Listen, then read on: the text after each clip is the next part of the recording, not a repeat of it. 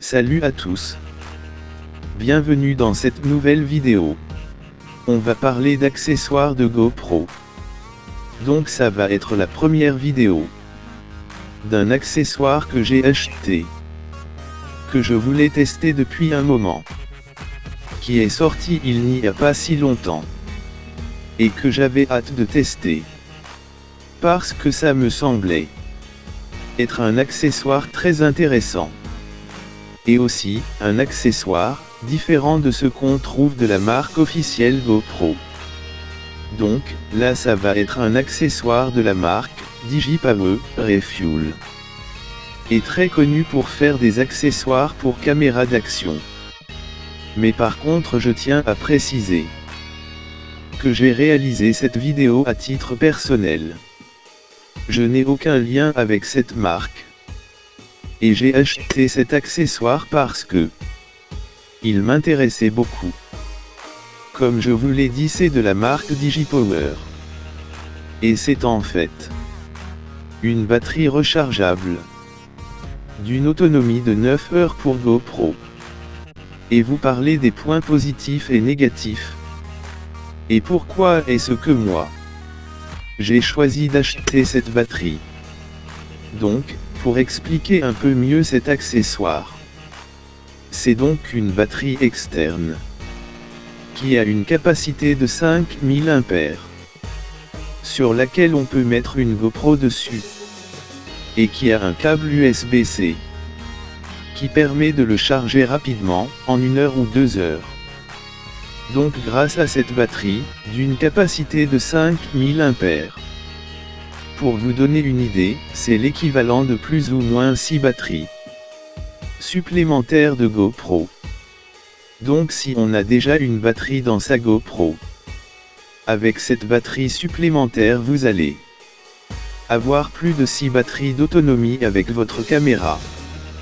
Et d'après ce que la marque annonce sur leur site, ça va nous permettre de filmer pendant 9 heures.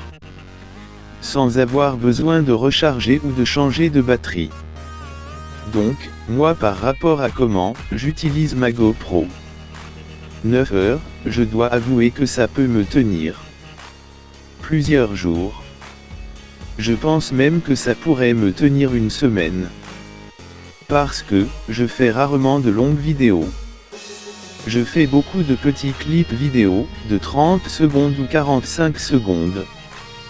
Donc je suis assez certain que je pourrais partir 5 ou 7 jours en vacances, sans avoir besoin de recharger mes batteries enduro, ou une seule fois penser à changer de batterie, pour filmer un peu mes vacances en famille. Après, si vous faites des activités sportives, ou faites des films beaucoup plus longues, effectivement ça va se décharger plus vite. Mais c'est sûr que ça va quand même vous tenir une journée entière, en continu dans une journée. Il faut vraiment une utilisation très spéciale pour le décharger complètement. Je vais vous parler un peu de la taille et du format. Parce que c'est vrai que cette batterie est quand même plus grosse. Il est assez imposant, et pas du tout discret, et même plus gros que ce que je pensais. Mais, j'ai quand même de la chance. Parce qu'il rentre dans ma sacoche de rangement GoPro, que je porte toujours sur moi, dans laquelle j'ai en général mes accessoires de caméra, quand je me balade. Donc, je suis assez content de quand même pouvoir l'emmener partout avec moi dans mon petit sac. Et, qu'il prend quand même moins de la place que d'amener avec moi 5 ou 6 batteries.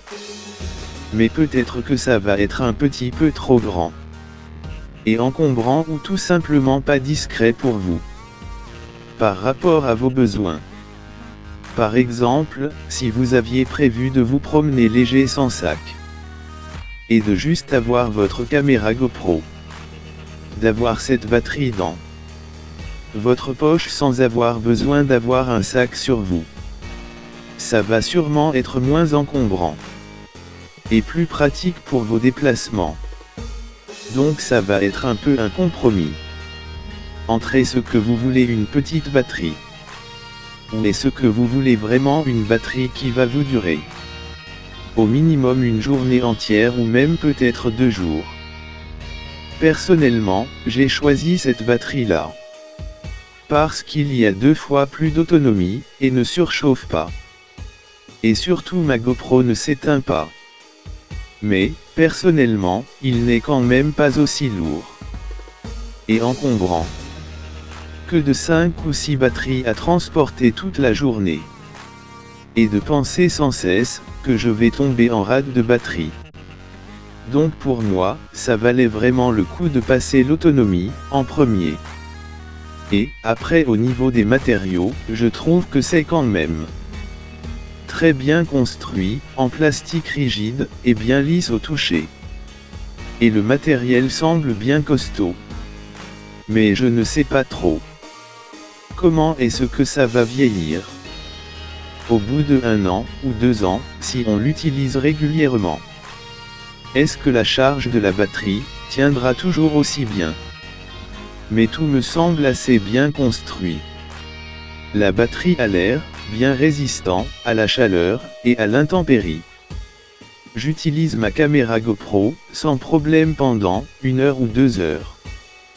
Ma caméra ne chauffe pas et ne s'éteint pas. Et ça c'est important pour ce genre de batterie. Parce que les batteries enduro peuvent subir pas mal de surchauffe à l'intempérie, qui peut abîmer votre caméra GoPro. Depuis que je l'utilise cette batterie, je peux vous dire que tout a l'air être assez bien résistant. Et je suis plutôt content de la qualité.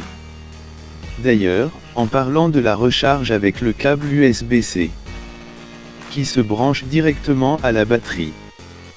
On peut aussi utiliser une autre batterie externe, qui se branche simultanément avec cette batterie, pour la recharger et même pendant que vous êtes en train de filmer. Et ça, c'est quand même assez pratique. Pour ceux qui veulent voyager léger et qui ne veulent pas prendre et transporter plusieurs batteries enduro. Et aussi, il y a cette option, que je trouve très pratique. Parce qu'il y a une autre utilité qu'on peut avoir de cette batterie. C'est que il y a un adaptateur pour visser les accessoires et de trépied universel. Donc, on peut mettre un trépied en dessous.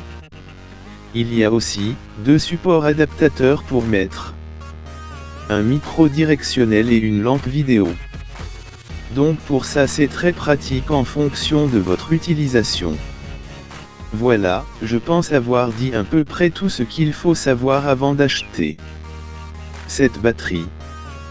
Je vous remercie d'avoir regardé cette vidéo. Et je vous dis à la prochaine sur une autre vidéo.